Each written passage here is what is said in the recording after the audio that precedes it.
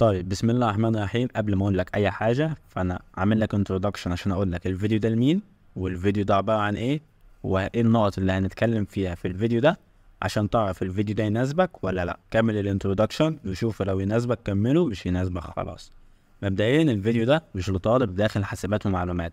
يعني لو انت داخل حاسبات ومعلومات او هندسه او اي حاجه لها مجال كمبيوتر ككليه، فالفيديو ده مش ليك. الفيديو ده لحد مش في الكلية، حد مش في كلية خاصة بالبرمجة، حد عاوز يتعلم برمجة وهو بره الكلية.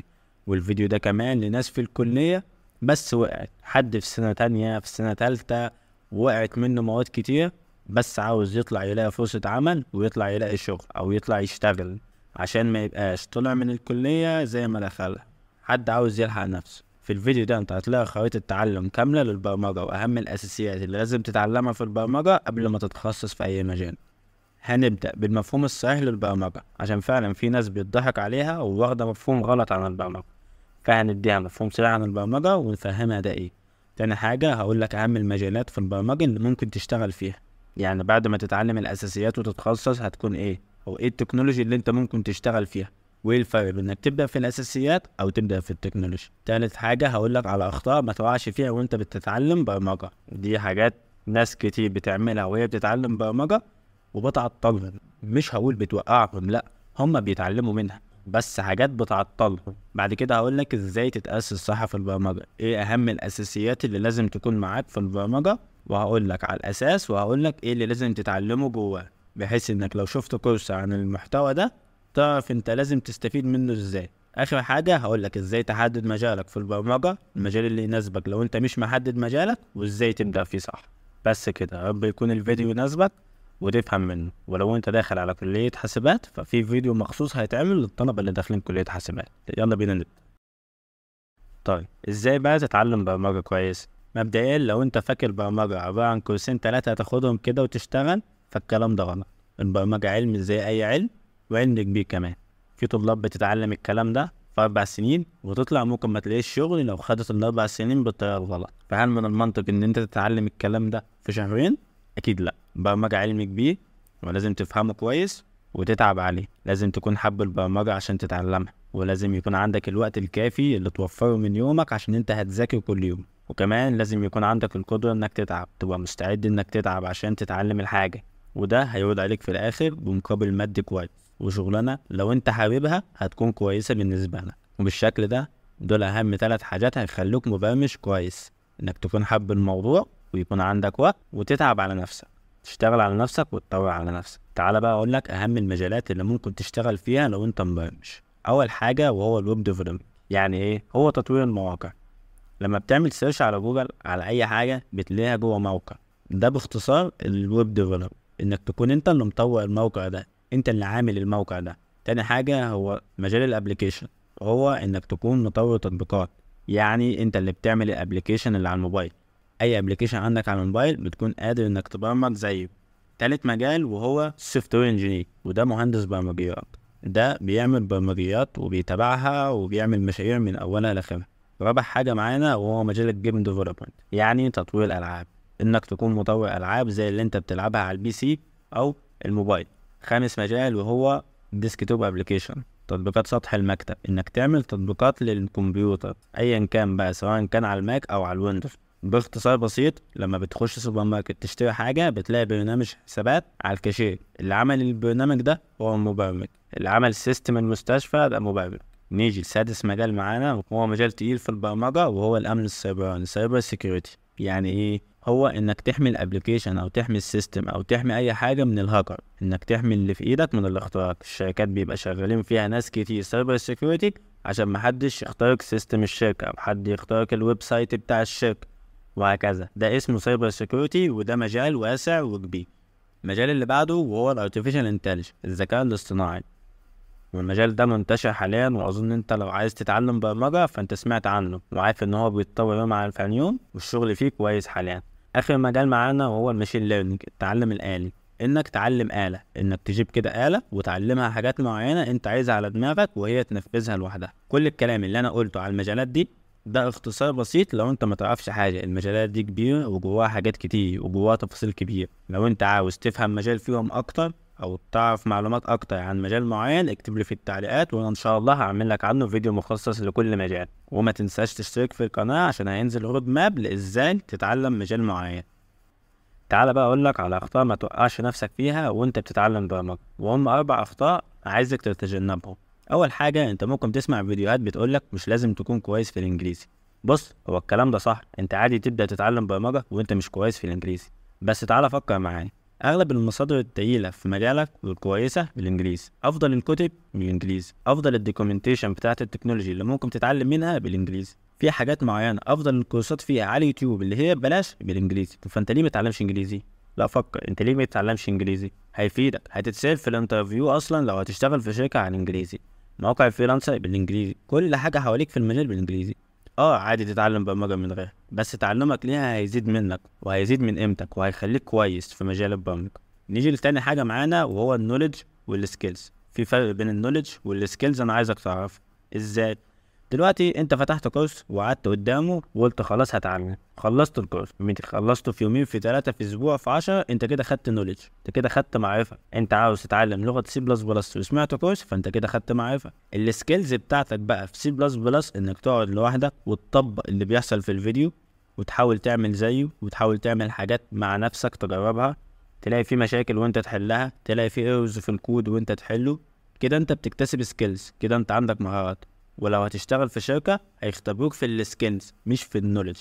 هيقعدك على جهاز ويقول لك اعمل لي برنامج معين او اكتب لي كود معين. تعالى مثلا اقول لك مثال، طالب حاسبات في ال4 سنين اللي بيقعدهم، هو بيقعد السنة كلها ياخد نولج، السنة كلها ياخد محاضرات وسكاشن ونولج، بس في الاجازة هو بيفضل يتعلم بروبلم سولف ويعمل بروجكتات عشان يكتسب السكيلز، عشان هو لو ما عملش كده هو عارف ومتأكد انه هيطلع مش هيلاقي شغل. تالت حاجة معانا وهي السكيب فاندامنتال، وان هي انك تتخطى الاساسيات، وده خطأ. لو انت مش فاهم يعني انت سكيب فاندامنتال او تتخطى الاساسيات، فتعالى افهمك. بص، عندنا في البرمجة بتتقسم لحاجتين، التكنولوجي اللي انت بتشتغل بيها، ودي في الغالب مجال من اللي قلناه فوق، والفاندامنتال يعني الاساسيات. اغلب المجالات اللي قلناها فوق وهم مشتركين في نفس الاساسيات اللي لازم تتعلمهم لو عايز تتخصص في اي مجال فيهم. اي مجال انت بحبه او جه في دماغك فصدقني هتحتاج فيه الاساسيات لا محال، دلوقتي او بعد كده تحتاج فيه الاساسيات.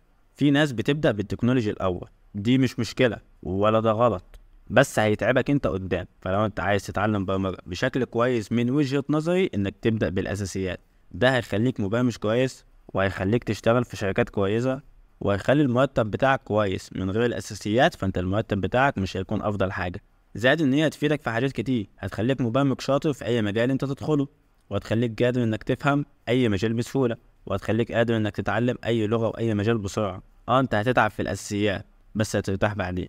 رابع حاجة معانا، انا عايزك تفهم الفرق بين الكورس والكراش كورس. يعني ممكن تدخل انت على اليوتيوب تلاقي مثلا عايز تتعلم لغة بايثون، فتلاقي في كورس، والكورس ده مثلا من 30 فيديو، من 60 فيديو، فيه 40 محاضرة، وفي نفس الوقت تخش تلاقي واحد بيقول لك بايثون في ساعتين. طب ايه الفرق؟ طب انا رايح اتعلم مع مين؟ بص، لو انت رايح تتعلم لغة برمجة ومعلوماتك عن لغة البرمجة دي صفر، ما تعرفش اي حاجة اصلا عن البرمجة، فمن الافضل انك تسمع المحاضرة. انما الكراش كورس ده في حالة انك بتراجع على اللغة. الكورس اللي فيه محاضرات ده لو اول مرة هتتعلم الحاجة، يعني داخل تتعلم تكنولوجي معينة لأول مرة، لازم تاخده. انما الكراش كورس لو انت حابب تاخد فكرة عن التكنولوجي دي. واهم حاجة بقى ان الكورس الكبير اللي هو فيه محاضرات ده في حالة انك مش معاك لغة برمجة. لغات البرمجة متشابهة في 70% من الكونتنت بتاعها، فلو انت عاوز تتعلم اول لغة برمجة ليك ما ينفعش تاخدها كراش كورس، لا، انت تعلم في كورس كويس وتعلم لغة برمجة كويس وتقنها كويس، وبعد كده عاوز تتعلم اي لغة تاني خدها كراش كورس عادي عشان تتعلم طريقة الكتابة. ودول 4 اخطاء اتمنى انك متقعش فيهم، اعتبرهم نصايح مني. نيجي بقى، انا قلت لك انك لازم تبدا بالاساسيات قبل ما تدخل في مجالك. ومعلومه، الطريقه دي طريقه من وجهه نظري، عشان محدش محنك يطلع يقول لي انت بتقول كلام غلط. انا عاد ادخل في التكنولوجي وعاد اتعلم واشتغل في 3 شهور، لو انت شايف الكلام ده صح من وجهه نظرك اتفضل، ماليش دعوه. شغل انك تتعلم البرمجه في شهرين ولا شهرين ونص، الكلام ده مش حقيقي. انت لازم تتاسس الاول وبعد كده تبدا تدخل في البرمجه، ده من وجهه نظري. طب اتعلم ازاي بقى؟ انا دلوقتي عايز اتاسس، ايه اللي لازم اتعلمه عشان اقول ان انا كده اتاسست في البرمجه؟ بص، بسم الله، اول حاجه انت لازم تبدا ببروجرامر بيزك، يعني اساسيات البرمجه، انك تسمع كورس الاساسيات البرمجه باي لغه، ومن الافضل ان هي تكون لغه C++، ان هي ما تكونش لغه جاهزه، من وجهة نظري تكون سي بلس بلس، وقلت ليه في فيديو فات. هتعلم ايه؟ لازم تختار كورس يكون يعلمك الاوتبوت والانبوت والداتا تايب والفاريبلز والكومنت والاوبريشن والكوندكشن والفور لوب والفانكشن والاري. ما ينفعش تطلع من الكورس وانت مش عارف الحاجات دول، ما ينفعش تطلع من مرحلة البيزك وانت مش عارف دول. خلصتهم تحل عليهم مشاكل كتير وتعمل بيهم يعني مشروعين 3 كده، تعمل لك لعبة اكس او، تعمل لك برنامج مثلا بسيط للحسابات، حاجة زي كده. بعد كده بقى بتنقل للكورس اللي بعده، وهو ال OOP يعني Object Oriented Programming، وده أشهر نمط لكتابة البرامج. ده اللي بيسهل علينا إن احنا نعمل برامج كبيرة. في المرحلة دي انت ما ينفعش تطلع منها إلا لما تكون عارف يعني ايه كلاس، ويعني ايه Object، ويعني ايه كلاس ميثود، ويعني ايه Constructor، ويعني ايه Encapsulation، ويعني ايه Inheritance، ويعني ايه Polymorphism. لازم تتعلم الحاجات دي وتعمل على الأقل من 3 ل5 مشاريع كده تبقى انت خلصت الكورس. نخش في المرحلة اللي بعدها أو الكورس اللي بعده اللي لازم تفهمه، وهو Data Structure. يعني ايه داتا ستراكشر؟ معناها هياكل البيانات، انك تنظم البيانات في البرنامج بتاعك اللي انت بتعمله. لازم ما ينفعش تخرج الا وانت عارف يعني ايه اري تراجع عليها، عارف ان خدتها في البروجرام بيزك بس تراجع عليها تاني، تعرف يعني ايه لينكد ليست تعرف تعملها، تعرف الستاك والكيو والفرق بينهم، وتعرف التري والجراف. لازم تتعلم الحاجات دي وتفهمهم كويس، وتعرف ازاي تختار الداتا ستراكشر الصح المناسبه للبرنامج بتاعك. رابع حاجه معانا وهي الالجوريزم، يعني الخوارزميات، ودي معناها خطوات لحل مشكله. انت عشان تعمل اي برنامج بتعمل له الجوريزم، بتعمل له خطوات تكتبها في الكودينج عشان البرنامج بتاعك يطلع كويس، وعشان يبقى في افضل صوره ويبقى سريع. طبعا انت مش هتتعلم الالجوريزم كله، بس على الاقل تتعلم اشهر، وهم السيرشنج والسورتنج والريكيرجن والجريدي. لازم تفهم الالجوريزم دول عشان بعد كده ان شاء الله تبتدي تعمل انت الجوريزم بنفسك. واخر حاجه بقى، واعتقد هي اسهلهم، هي الداتابيس. دي اسهل حاجه وامتع حاجه فيه. هتتعلم الاس كيو ال، ازاي تعمل داتابيز للبرنامج بتاعك وتعمل بيها على الاقل 3 مشاريع بسيطه كده. يعني خلصت الكورسات دي، احب اقول لك مبروك، انت كده بقيت مبرمج، انت كده بتعرف تبرمج وقادر انك تخش في اي حاجه. كده خلصت يعتبر ليفل 1، وهو انك خلصت الاساسيات، وده اهم واصعب مستوى هتعدي بيه. صدقني انت لو عديت من المستوى ده كل حاجه بعد كده سهله. طالب حاسبات بياخد الكلام ده في 2 سنين، انت عشان تتعلمهم لوحدك اقل حاجه هتاخد 9-10 شهور. تذاكر كام ساعه؟ تذاكر 3 ساعات في اليوم، ده هيكون كويس جدا بالنسبه لك. قدرت تخلصهم في اكتر من كده بتعمل اللي انا قلت لك عليه، ده حاجه احسن. تعال بقى اقول لك ازاي تحدد مجالك. مبدئيا انت شفت المجالات اللي احنا اتكلمنا عنهم فوق، وفي زيهم اكتر، في مجالات تانية احنا ما قلناهاش. تعال بقى اقول لك حاجه عامه كده ونصايح مني لازاي تحدد مجالك في البرمجه. تعال نقسمهم ل3 حاجات، وهم الانفورميشن معلومات، والبلان الخطه، والماركتنج التسويق، انك تسوق لمهاراتك او تسوق للحاجه اللي انت هتشتغل. مبدئيا في الانفورميشن انا عاوزك تعرف اهم حاجه انواع الشغل في البرمجه. انت لازم تعرف المبرمج ده بيشتغل في ايه. بص، المبرمج بيشتغل في شركه امبلوي، او بيشتغل ريموتلي انه يشتغل في شركه بس عن بعد وهو في البيت، او بيشتغل فريلانسر ان هو يشتغل على مواقع العمل الحر، او انه يشتغل شغل شخصي. يعني ايه؟ يعني مثلا تجيله فكره ويعمل ويب سايت هو ويبتدي يكسب من وراه، او ابلكيشن ويكسب من وراه، او انه يشتغل انستراكتور يبتدي يدي كورسات لناس معينه تعلم حاجه وبيدي فيها كورسات. في الانفورميشن انت لازم تبحث في كل المجالات، لازم تبحث في كل المجالات اللي فوق وتبحث فيهم وتفهمهم كويس، على الاقل تاخد فكره حتى لو انت محدد واحد. تاني حاجه، تعمل سيرش عن فرص العمل في بلدك. لو انت عايز تشتغل في شركه فانت لازم تعمل سيرش عن الفرص العمل في البلد اللي انت شغال فيها ايه. طب ده هيفيدني في ايه؟ يعني انت واحد دلوقتي عاوز تشتغل في مصر على سبيل المثال، وعرفت ان شغل مصر في مجال معين زي الارتفيشال انتليجنس مثلا الاي اي قليل، فاكيد مش هتتعلم اي اي وانت عايز تشتغل في مصر. طب انت عايز تشتغل في مكان معين، لازم تحدد المجال اللي انت هتتعلمه ليه فرص عمل في المكان ده ولا لا. بعد بقى ما بتبحث وتشوف تاخد معلومات عن كل واحد، تسمع لك فيديو بقى على اليوتيوب، تعمل سيرش وتقرا عنه. يعني ممكن تسمع فيديو على اليوتيوب عن كل مجال فيهم وتعرف ايه الافضل وايه اللي انت حبه، ايه اللي عجبك انت، ايه اللي انت حبه، وتعرف التقنيات المختلفة اللي موجودة فيه. نيجي لتاني حاجة بقى وهي مهمة، وهي البلان اللي تمشي عليها. اول حاجة انت اخترت مجال في الانفورميشن، المفروض تكون اخترت مجال ده لو مش مختاره من الاول. تعمل خطة بقى، تبتدي تعمل خطة تمشي عليها. يعني انت حبيت الويب فتبتدي تشوف على اليوتيوب او في دوكيومنتيشن رود ماب كويسة للويب، ازاي تتعلم ويب. هتعرف التقنيات اللي جوه وكذا طريق تمشي عليه، وبتحدد الطريق اللي انت هتمشي عليه في الرود ماب دي، وتبتدي تفهم ايه هي اللغات المطلوبة وايه التقنيات، الادوات المهمة اللي لازم تكون عندك عشان تبقى ويب ديفلوبر. لازم تطبق عملي وتعمل مشاريع بايدك. عملت كل ده، وعملت مشاريع بايدك عشان على الاقل لما تروح تقدم في اي شغل الناس تبقى عارفه شغلك. ابتدي تبني علاقات، تبني علاقات بناس زيك في المجال بتاعك. انت عاوز تبقى ابلكيشن موبايل، تبني علاقات مع ناس ابلكيشن موبايل. عاوز تبقى ويب، تبني علاقات مع ناس ويب.